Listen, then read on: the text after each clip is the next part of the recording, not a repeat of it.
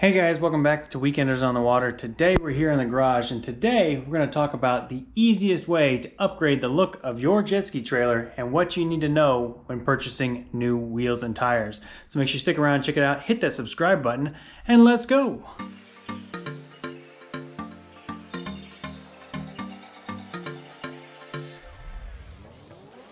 Alright guys, so this is a video I've been wanting to make for a long time. This is my jet ski trailer carrying my Sea-Doos.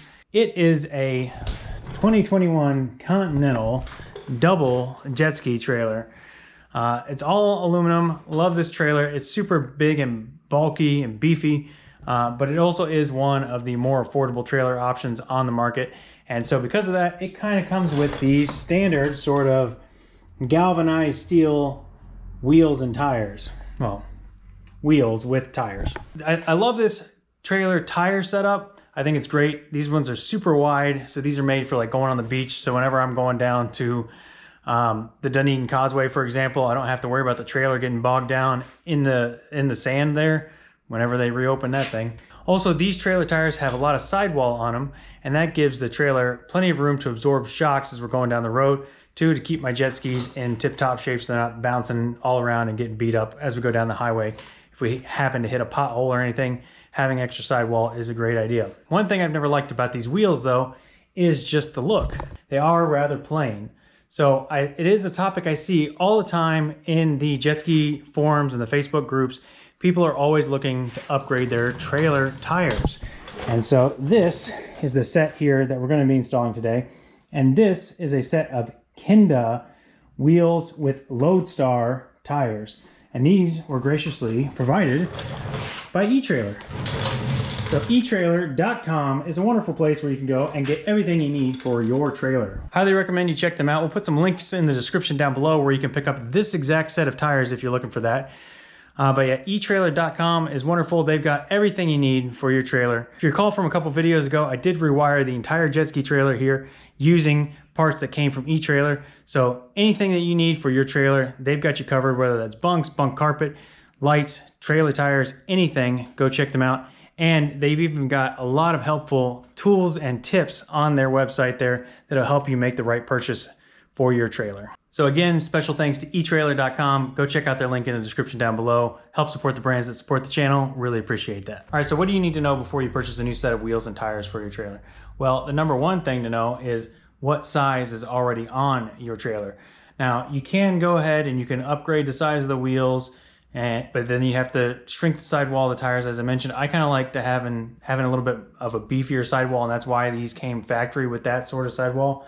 But basically, what you're looking for is on the side of every tire, right here, it'll tell you what the size of the tire is. So this says 205, 65, 10. The last number there, 10, is the size of the wheel. So this is a 10-inch wheel. All right, we'll get some light here on the new tires where it's a little bit easier to see, seeing as though these are brand new, but there's that same 205, 65, 10. So 10 is the size of the wheel. 205 is the width of the tire, so here to here in millimeters. So the size of the tire is in inches, the width is in millimeters. Crazy. It gets even crazier whenever you're matching up tires because 65 is the aspect ratio, saying how much sidewall there is in comparison to the width. In my mind, it'd be nice if this was all metric or all imperial. Pick one, and it'd be nice if it were, you know, how big is the sidewall, but that's not what we get here. This is standard with all tires, whether they're trailer tires or car tires or whatever. It's just the way that they measure tires. So so as you can see, 65 is going to give you roughly that amount of sidewall when you have a 205 millimeter width. So anything less than a 65 aspect ratio is going to be a fairly thin, low profile tire. Anything more than that's going to have more meat on it. What else do you need to know? You need to know the size and bolt pattern of your axle.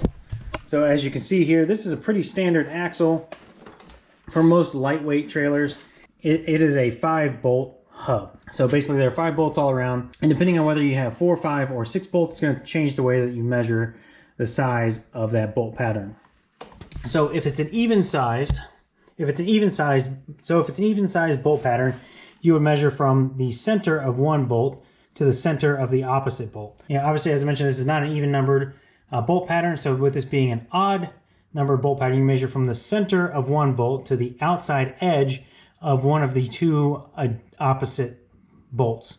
So this is a 5 by, if you measure this distance, 4.5. So again, that's 4.5 inches. 5 by 4.5 is a very common lightweight trailer hub and tire combination. Keep that in mind. What else are we looking for here? This is a nylon tire. So this should be good for everything that we do through normal usage and everything like that.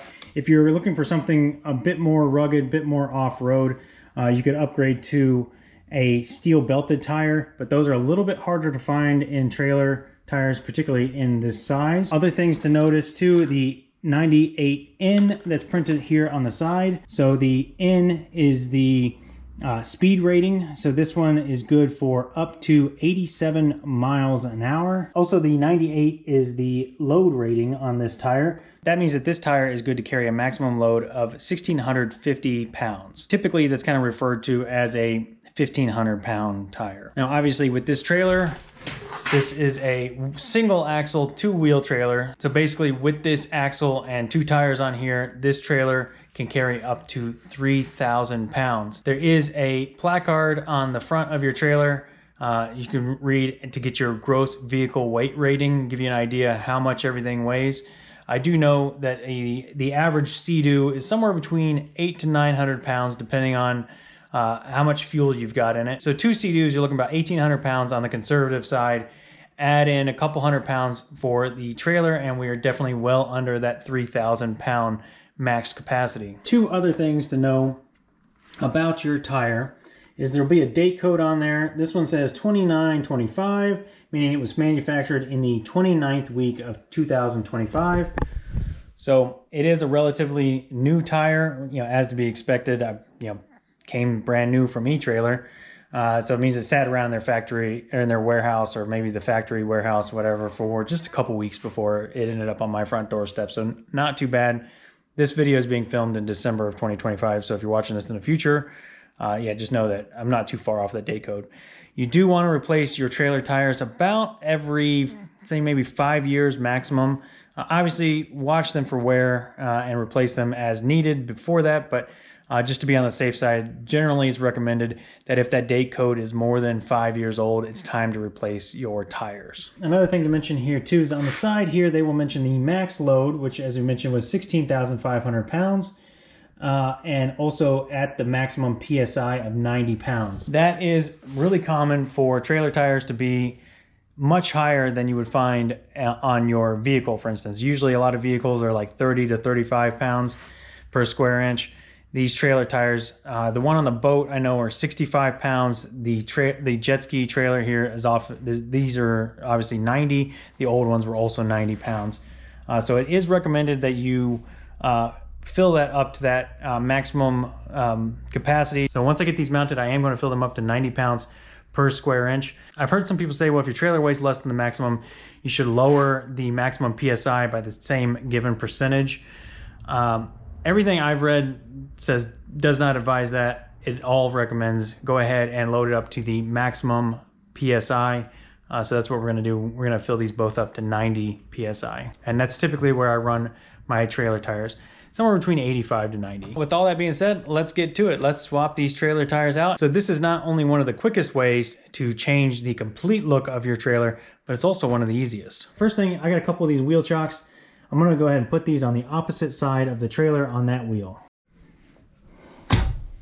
So now that this side is not going to move, we're going to move back over to the other side where we're working. All right, so first things first, we're going to actually start with the wheel on the ground. This makes it a lot easier to break these nuts loose if you have to do so. So on this one, it is a 21 millimeter socket. So go ahead and pop that in there. And if you have to, you can even stand on this to get some extra leverage. These things are going to be on there tight.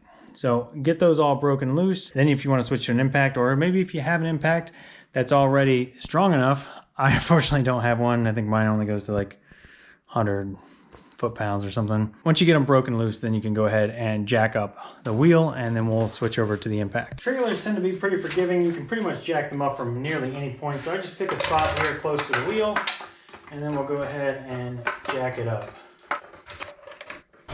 Make sure that we get the wheel completely off of the ground. And of course, safety-wise, always make sure that you use a jack stand. You never want to trust the hydraulics in your jack, especially with your life. All right, so now it is fully supported by the jack stand. I do tend to leave the jack in there, not under full pressure, but just maybe like 10%, just as an extra fail-safe. So we got the jack stand, and then also if that fails for whatever reason, you got the jack as a backup.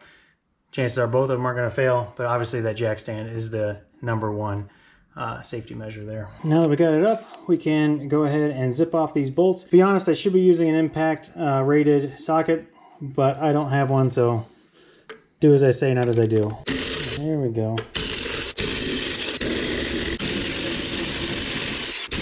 And just like that, the wheel is off. Usually you can give it a good kick, and that'll dislodge it, pop it off. Now's a great time though to do any kind of maintenance that you need to do on this. So, you know, maybe clean up your hub here, you know, make sure that it spins freely. Feels like mine could probably use a little bit of grease, which is fine. It's the end of the year. So I am going to grease it up.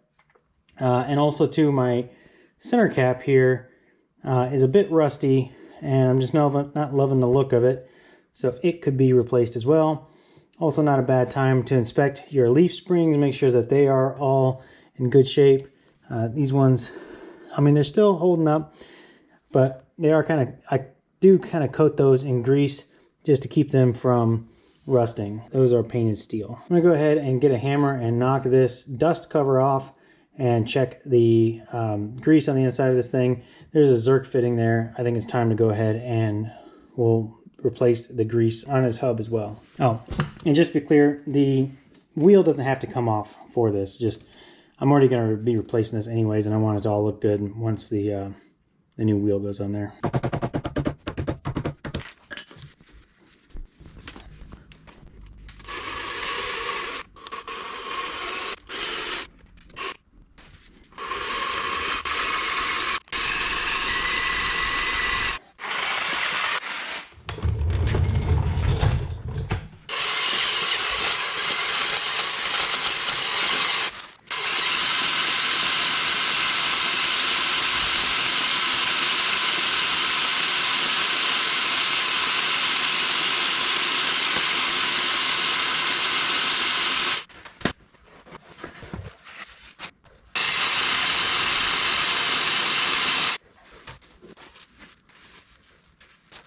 Brand new zinc plated dust cover, also from ETrailer. That's all the hard part. Let's put the new wheel on. Wow, would you look at that? I mean, that completely changes the look of the whole trailer. It looks amazing.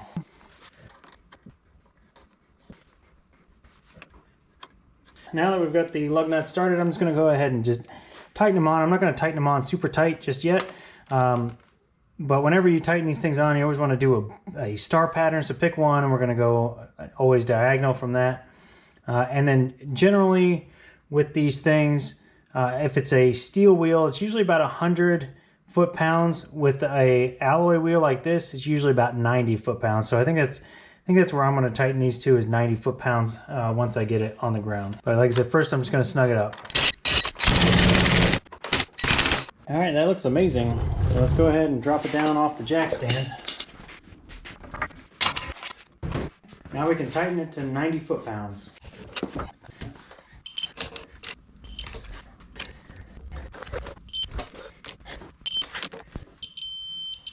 All right, so now they're all tightened down to 90 foot-pounds. Only thing left to do is go out and drive around for a bit, probably go out for one trip, come back and check the torque spec, and retighten again to 90 foot-pounds, and you should be good to go. Don't forget to air it up. We're at 60 psi now, we're going to take it to 90.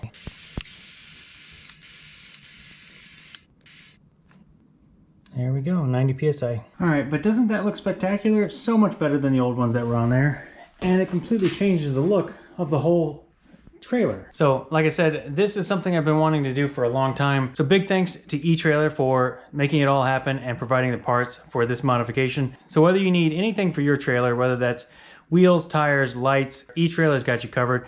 go check them out from the link in the description down below, where I'll have exact links to the products that I used in this modification. Anyway, so that's gonna do it for us today. Let me know in the comments below, is this something you would do to your trailer? What do you think of the modifications? What do you think of those wheels? Should I have gone with something more low profile, or do you think that that made the right decision? And with that being said, we're out of here, and we'll see you next weekend.